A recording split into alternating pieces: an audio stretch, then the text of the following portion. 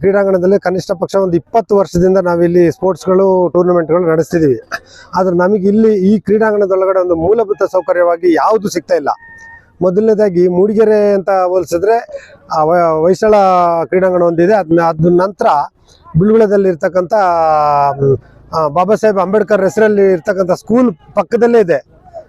ಆ ಸ್ಕೂಲ್ ಪಕ್ಕದಲ್ಲಿ ಇರ್ತಕ್ಕಂಥ ಹೆಸರು, ಆ ಪುಣ್ಯಾತ್ಮನ ಹೆಸರಲ್ಲಿ ಇರ್ತಕ್ಕಂಥ ಫೀಲ್ಡ್ ಇದು, ಅವ್ರದ್ದೇ ಹೆಸರು. ನಾವು ಇಲ್ಲಿಗೆ ಈ ಫೀಲ್ಡ್ ಕ್ರೀಡಾಂಗಣ ಅಂತ ಅಂಬೇಡ್ಕರ್ ಸ್ಕೂಲ್ ಅಂತಾನೆ ಇಟ್ಟಿದ್ದೀವಿ, ಆ ಫೀಲ್ಡ್ ಅಂತಾನೆ ಇಟ್ಟಿದ್ದೀವಿ.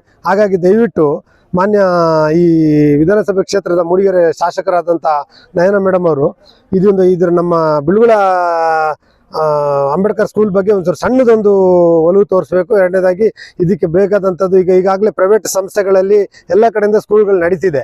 ಆದರೆ ಇಲ್ಲಿ ಸ್ಕೂಲ್ಗಳು ಬಿದ್ದೋಗಿದೆ ಅಂದರೆ ಅವ್ರ ಹೆಸರಲ್ಲಿ ಇರೋದ್ರಿಂದ ಬೇರೆ ಯಾರಾದಾದ್ರೆ ನಾವು ಪೊಲಿಟಿಕಲ್ ಆಗಿ ಯಾವುದು ಮೇಡಮ್ ಅವ್ರು ನಿಮ್ಮ ಹತ್ರ ನಾವು ರಿಕ್ವೆಸ್ಟ್ ಮಾಡಲ್ಲ. ಇದೊಂದು ಹೆಂಗೆ ಉಳಿಸ್ಕೊಂಡು ಈ ಕ್ರೀಡಾಂಗಣಕ್ಕೆ ಸ್ವಲ್ಪ ಒತ್ತುವರಿಯಾಗಿ ಆಸ್ತಿನ ಒತ್ತುವರಿಗೆ ಈ ಪ್ರೈವೇಟು ಜಾಗದವರೆಲ್ಲ ಒತ್ತುವರಿ ಮಾಡ್ಕೊಂಡಿದ್ದಾರೆ.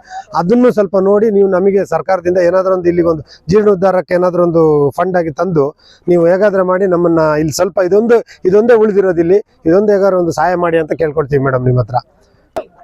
ಈ ಹಿಂದೆ ನಾವು ಸಣ್ಣದ್ರಾಗಿ ಇರಬೇಕಾದ್ರೆ ಹೊಯ್ಸಳ ಕ್ರೀಡಾಂಗಣಕ್ಕೆ ಕಾಲೇಜ್ ಪಿಚ್ ಅಂತ ಹೇಳ್ತಿದ್ದು, ಈಗ ಹೊಯ್ಸಳ ಅಂತ ನಾಮಕರಣ ಆಗಿದೆ.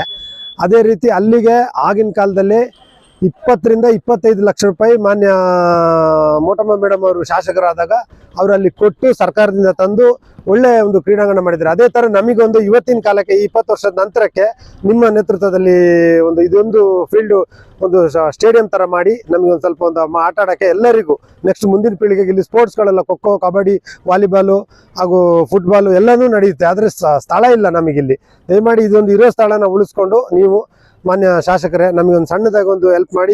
ಇಲ್ಲೇ ಬಂದು ನಿಮ್ಮ ನೇತೃತ್ವದಲ್ಲಿ ಇದೊಂದು ಕ್ರೀಡಾಂಗಣ, ಇದೊಂದು ನೆನಪಿನ ಗುರುತಾಗಿ ಯಾವತ್ತಿಗೂ ಇರುತ್ತೆ ನಿಮ್ಮ ಹೆಸರು.